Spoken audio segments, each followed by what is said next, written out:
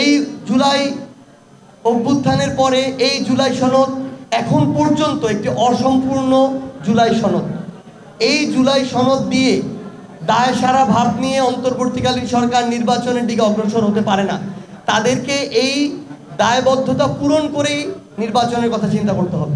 যেই জুলাই সনদে বাংলাদেশের গুরুত্বপূর্ণ 3টি রাজনৈতিক দলের মধ্যে একটি রাজনৈতিক দলের স্বাক্ষর নেই, যেই জুলাই সনদে অভ্যুত্থানে যারা সামনের সারিতে থেকে অভ্যুত্থানকে সংগঠিত করেছে এবং নেতৃত্ব দিয়েছে তাদের প্রতিনিধিত্বকারী রাজনৈতিক দলের স্বাক্ষর নেই, আমরা মনে করি ওই অভ্যুত্থানে বাংলাদেশের সামগ্রিক মানুষের আশা আকাঙ্ক্ষার অভ্যুত্থানের আকাঙ্ক্ষার প্রতিফলন ঘটেনি। এটা প্রশ্নই আসে না।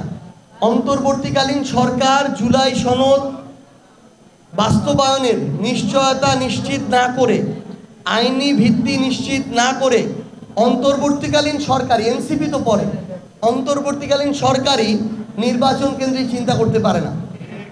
এবং স্পষ্ট কথা, আমরা জানি আপনারা সকল, অন্তর্বর্তীকালীন সরকারকে বলছি যে সকল মামলার সকল আসামির রায় আপনারা ফেব্রুয়ারির মধ্যে দিতে পারবেন না, কিন্তু এই প্রত্যেকটি গণহত্যা হত্যাযজ্ঞের সাথে যারা জড়িত ছিল, নির্দেশদাতা ছিল, এইরকম অন্তত প্রথম 50-100 জনের রায় যদি আপনারা আপনাদের জায়গা থেকে কার্যকর না করতে পারেন, তাহলে আপনারা আপনাদের এই বিচার কেন্দ্রিক যে দায়বদ্ধতা সেটা আপনারা মিট করেন না। আরএফএল অডিটর, বাঁকা হয় না, ফাঁকা হয় না, আর ভাঙা এক কথায় অসম্ভব।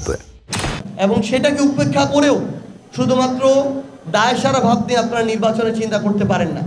আমরা অবশ্যই মনে করি অন্তর্বর্তীকালীন সরকার ভুলে যাবে না তাদের ভিত্তি কি, তারা কোথা থেকে এসে অন্তর্বর্তীকালীন সরকার হয়েছে, কারা তাদের বৈধতা দিয়েছে। এটা যদি ভুলে না যান, অন্তর্বর্তীকালীন সরকার এই বিষয়গুলোকে উপেক্ষা করার কোনো সুযোগ নাই, এনসিপি কখনোই করবে না। এনসিপি তাদের জায়গা থেকে কারোর সাথে অ্যালায়েন্স করবে কি না এটা নির্ভর করবে বেশ কিছু বিষয়ের উপরে। যেই রাজনৈতিক দল তাদের জায়গা থেকে জুলাই সনদে থাকা মৌলিক সংস্কারগুলো বাস্তবায়নের কমিটমেন্ট দিবে, যারা বিচারিক প্রক্রিয়ার দৃশ্যমান অগ্রগতি এবং সম্পন্ন করার কমিটমেন্ট দিবে, শহীদ পরিবার আহত যোদ্ধাদের নিরাপত্তা এবং পুনর্বাসনের কমিটমেন্ট দিবে, আওয়ামী লীগ এবং ভারতীয় আধিপত্যবাদ প্রশ্নে যারা আপোষহীন থাকবে এবং আগামীর বাংলাদেশে বাংলাদেশ পন্থাকে কাজে এবং কথায় তারা বাস্তবায়ন করবে, তাদের সাথে আমাদের ইলেকটোরাল অ্যালায়েন্স হতে পারে। এখন পর্যন্ত বিভিন্ন রাজনৈতিক দল পরস্পরের সাথে ইলেকটোরাল অ্যালায়েন্সের বিষয়ে আলোচনা করছে।